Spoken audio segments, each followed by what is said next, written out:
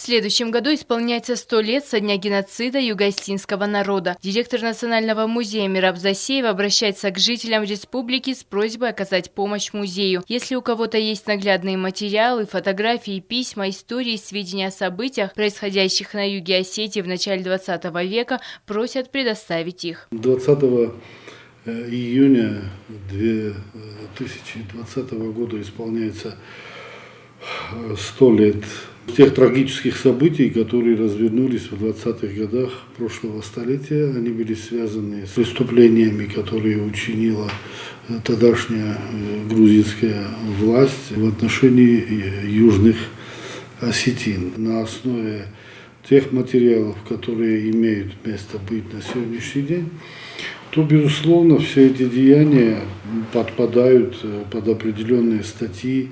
Приносите, пожалуйста, в музей материалы. Приходите, рассказывайте, мы будем записывать, мы будем ссылаться потом на ваш рассказ. Отзовитесь на нашу просьбу и давайте совместно мы это сделаем.